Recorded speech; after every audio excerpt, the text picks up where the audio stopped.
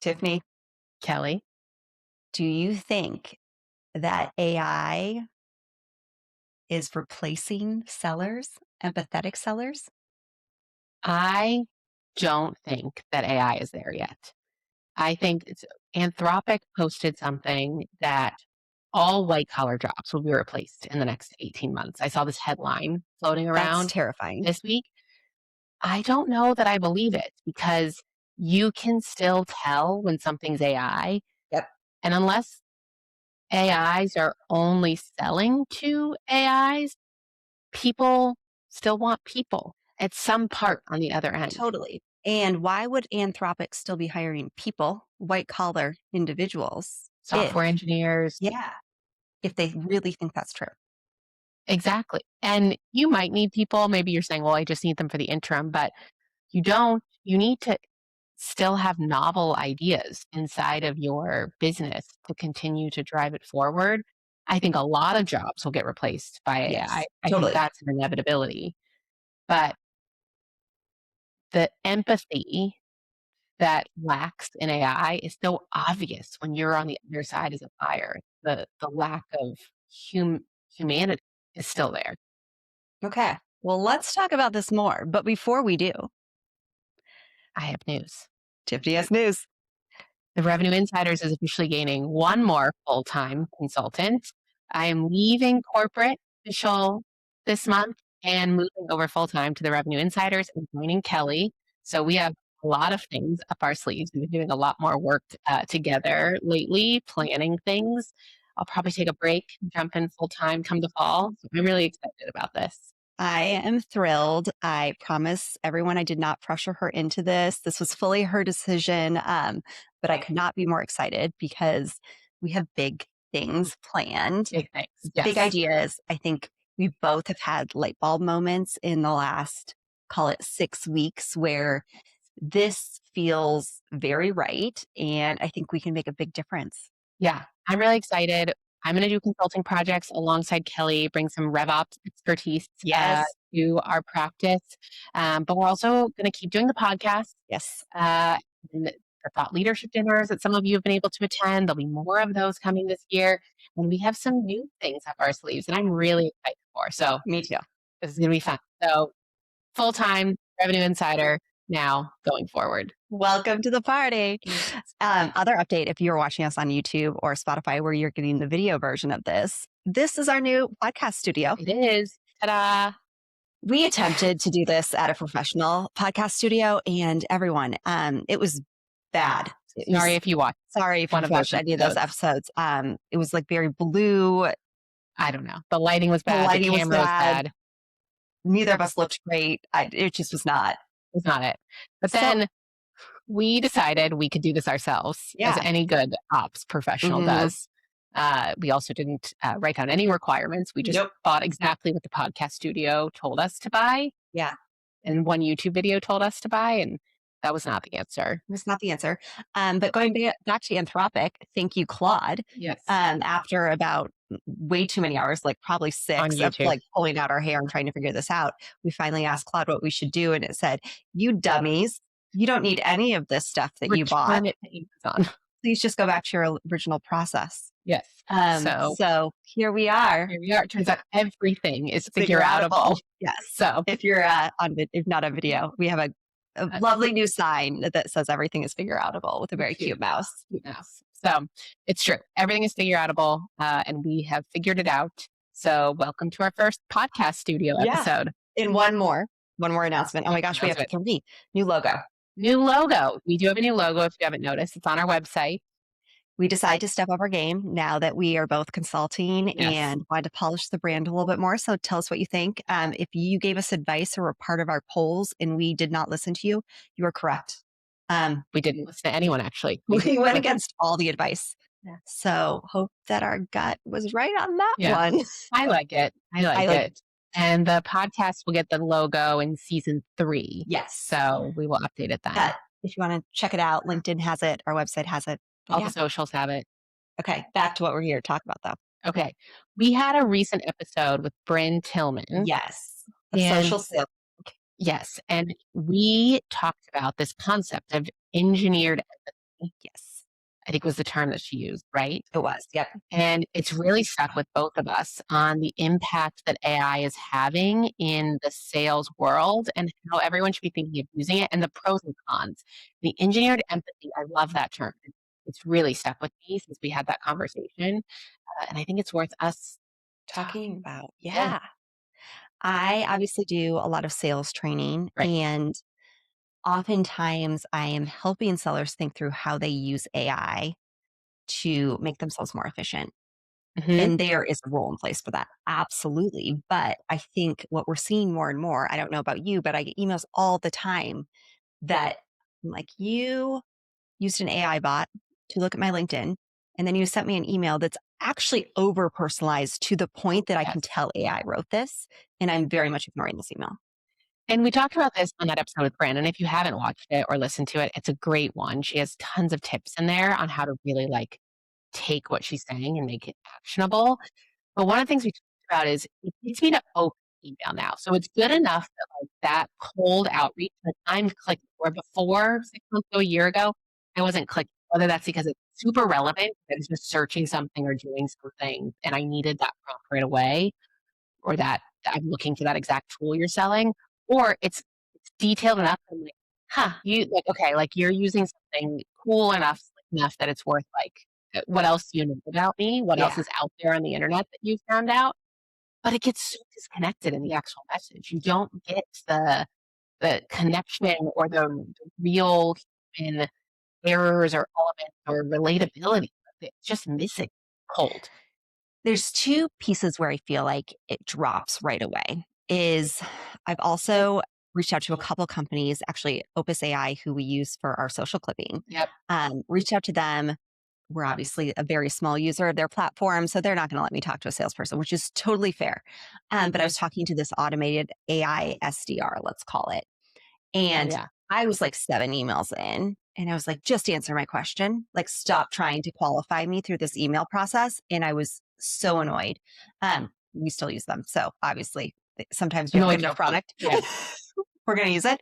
Um, but that's where it can be an issue is if you use AI too long in the sales process and don't bring a Mm. person in and early enough. And then the second piece is great. This AI bot reached out to me. I'm excited to talk to someone. And then I jump on the phone with that person and they are not using any of that history or information that Mm. got me on the phone in the first place. So I think there's two things worth discussing here. The first is how do you enable sellers in this world to use AI tools properly so that they are coming across correctly? And the second is as a RevOps professional, how are you setting up the system to be successful so that your sales team doesn't have to architect around whatever you built to make sure that it works for them? Yes. Maybe to add on to that second point is like, how do you create some blockers is maybe not the right word, but like ways to prevent them from just automating everything in their process and losing. Great. It looks like you have all this activity, but if none of it's actually conversations, then maybe that activity isn't worth it. Yeah, I agree. Like, what are you really saving if you have to redo all of it again? I'd love to get your thoughts Yeah. on the enablement side of things. How do you enable sellers or leaders on how Yeah. to think about using this correctly so that when that email comes out or those connection points happen, it doesn't feel engineered, but you're still making the seller more productive along the way. So, a couple things that I love to do when this is happening is think about your methodology. Most organizations have some basic form of methodology. I have my own, but I work with organizations that have different ones. I was actually on a webinar today with Winning by Design and their Spiced and how they're using AI. I've used CBI methodology. As you go through these methodologies, think through how you can give them pre built prompts or skills if you're using Claude to do the same thing, do the research on the client, but put it into the framework that you've trained your sellers Mhm. to use, and then add the customization step. So, y- the point of AI is giving you the first step. The next step is as a seller, you have to teach them how to critically think about what AI is producing and how to make it better. And this comes significantly through when you're using AI to dissect discovery. So Right. it's one of my favorite things to do is get off a discovery call and have a seller put their discovery call into AI, have it produce, here's how I would frame the value in follow up. But then teaching them how to critically think what AI didn't hear about the conversation, what AI didn't see about who was paying attention on the call, who wasn't paying attention on the call, what resonated by the eye movements, all the other things that are so important that maybe AI can do eventually, but it can't do now. Yes. I think that that's critical to make sure when you're enabling the team on using it that they're inserting themselves in the right place and the value add place. It's not don't use it, it's that use it for Hmm. the right steps. From a system side, putting my RevOps hat on, I think what that really leads into is setting up the systems correctly and focusing on the right AI in the right moment of the sales Moment for process. sure. Because right now, if you're in any sort of really any operations role, you're having AI shoved down your throat. Like everything from a board memo, CEO wants to what the boss wants to what the sellers are paying for to have enabled. Everyone wants every AI turned on because if you don't turn it all on and every step is an AI native, then you're not moving fast enough. But we know that it's good at all of these steps. We know that it can make you faster, but it's not going to make it better Better. or even the same quality. Yeah. You are a skilled seller that is good at people relationships. And so you really have to focus on what AIs in across the systems that I have or that I need to purchase can actually improve the sellers with good skills that I have in my organization. And so for me, it's I think the discovery stuff, it's the learning loops Mhm. that you enable, it's the research that you can do, Oh, those totally. research steps, right? You can even draft those emails, maybe not sending without looking at them, though. Yeah, and I think that's the risk is if they're able to send them without looking at them, that creates some risk. Yeah, that's true. Uh, and I think it's different at different roles, right? There are plenty of times when I'm interacting with it's something I want to be a customer of that I expect to have some level of automation. My reminder to renew, it's always been Yeah. if it's a more chatty AI, great, that works too. I can probably get a few more steps in as long as that context isn't lost. Same with an SDR. I expect some level of automation. That's not new in the No, process, but at some point, I need a person, like, or I need to be yeah. able to, like, move the action forward and not lose the context. Yeah, I think that example I was giving earlier, the reason I was so frustrated is they were asking one question at a time. And I was like, just ask me three questions with a drop down. Like, I just want the old form Yeah, so you can qualify me. we all know. We know that I'm you're an just A trying to buy here. yeah. um, so that was frustrating. But obviously, with enterprise sales, it's different. There are some generational things that I'm finding that are really interesting when it comes to AI usage, too. Oh, I am finding that my senior sellers, the ones that are in my trainings that I'm like, I know you're here and I know you know all this, but like, I hope you gain 1% because I'm really here for everyone else in the room. They're the ones that come to my trainings and say, I just put your framework into AI and this is how I did it and this is how I personalized it. What I'm finding is with sellers who don't have as much experience, they don't know how to think critically. So they're scared to use AI or they mhm. overuse it. Whereas there's still that skill of really understanding selling.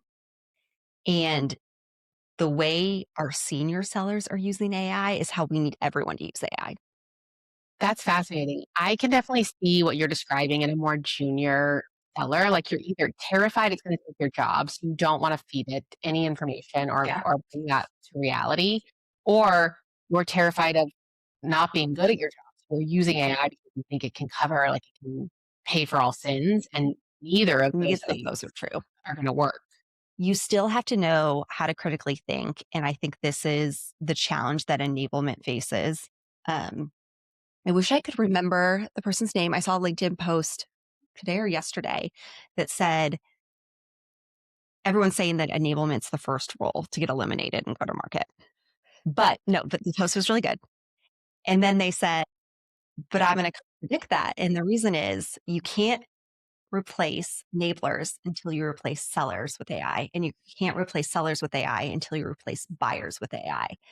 And I Yes, love that, and I think that is so true. So to all of those roles, including RevOps, like, there's still a place because as we're still buying. yeah, we are. I mean, I technology is moving at lightning speed, and there Yes, are plenty of things that will come true that I just can't fathom right now. totally. That is 100% accurate.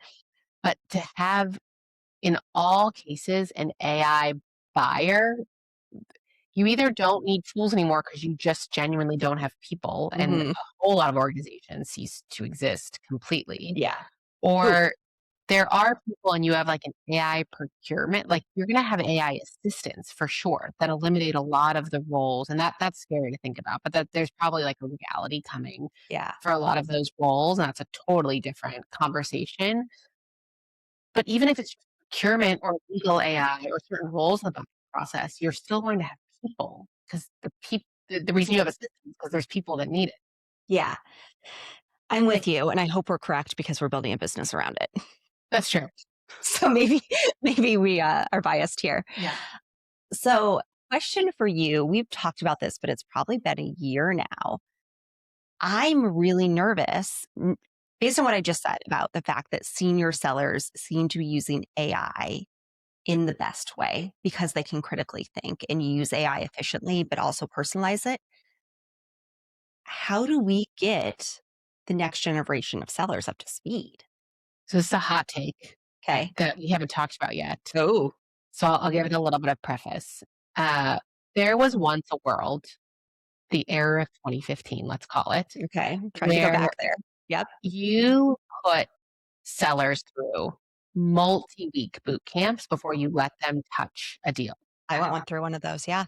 And in today's world, you don't see because they can they consume things ad hoc. You want them up and running as fast as possible. People aren't at jobs as long, so you don't have as much runway. It's not the norm right now. But I think because the skills you need people to build are not the tool skills anymore. The tools are going to work for them. They don't have to Hmm. figure them out Totally. as quickly.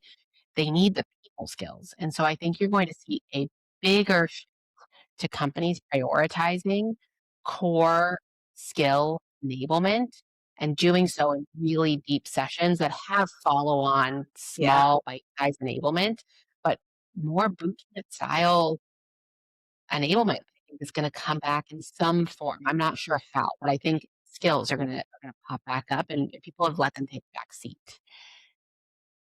We have not talked about this, but I'm obsessed with this thought.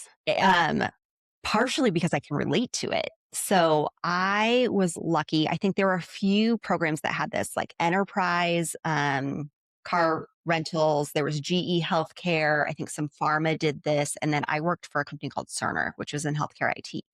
And that's exactly what they did. They pulled me out of the field. I was in marketing role, put me in a sales boot camp for 6 months. They paid me a salary and I was in a classroom. They paid me for 6 months to learn how to be an enterprise seller. I was on the road shadowing people with 30 years experience, and it was just part of their role. They had to take me on the road with them. And I sat in meetings that I would never have access to. But because of that, my first job, I was selling $8 million contracts. Yeah. I never had to be a SMB seller. I was never an SDR. I never even did mid market. I went straight to enterprise selling. Was it an investment on that corporation to do that? But was it worth it probably for them? Because I was selling these really large deals as a very underpaid employee. Yes. Um, but also my career growth. I was had the experience of someone who had been selling for 10 years after 6 months. Yeah. And so it is possible, And it, actually. I would like for anyone who's out there, like, I don't think this is possible. I actually think it is. yeah. And I think that the the first thought that I would jump to is like, where do I get the money from to invest in this? And this is where it gets scary. SDRs are going to go away. And Yeah. that is what we've relied on to train sellers is to push them through the SDR world, get them comfortable talking to people. Like that has been our training path instead of something like this. Hmm. But when you automate SDRs and you automate SMB sales and like you're a company like ours and you can't get a hold of anyone, it's just not an option. They know what size we are, that we're only two, Yeah. 1.5, now two individuals. Uh, Less than anything of revenue. So no one's taking our call. you have to find another way. And so if you eliminate those SDR expenses, it doesn't mean eliminating necessarily from Yeah. like a people perspective. They'll probably work their way out as people promote up and they'll have less and less SDRs. You're not going to save costs. You're going to refocus those into training your sellers. Yeah. And I think we see it with University of Washington here. I know there's other programs there. You're Right. going to see more professional sales programs happening at the university level. Um, I think you need more than a bachelor's degree. It's almost like a master's of sales type program that you could do right after getting your bachelor's degree. But I do think we'll have to see some of that because when you think about smaller companies, they can't Yes. run their own boot camp because it takes a full time FTE to run the program. Yes. There's also that. And then you need to take people off the street. So it does that hot take lends itself to big companies for sure. Because Yes. they're the ones that are going to have the resources to make a pivot like that. Yeah. But going back to your earlier point, why enablement isn't going to be the first roll out the door with AI. They're going to shift from all this tool enablement that they've been doing, and how do you sell? Even the message is going to get easier to enable around it's skills. Like that's where it's going to go back to core skills. Totally.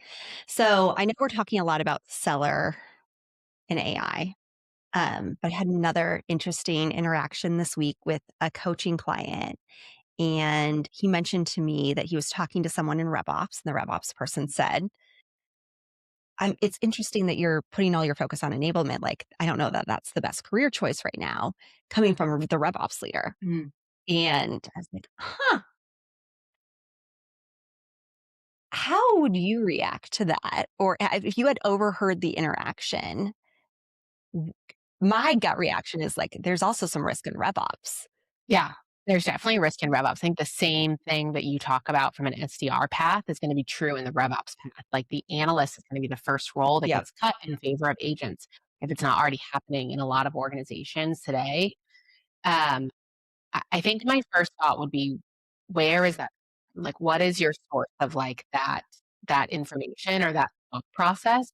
Because I think at the end of the day, is rooted in assumptions that just don't hold water because you're not thinking about enablement as a practice. You're thinking about enablement as trainers.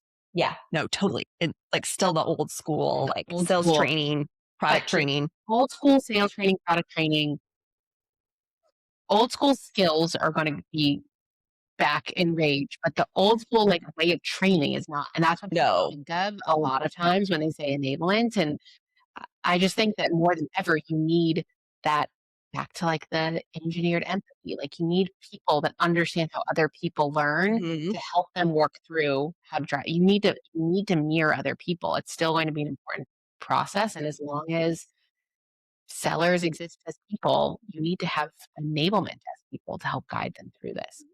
Absolutely. AI can definitely work for knowledge transfer. And I'm it should.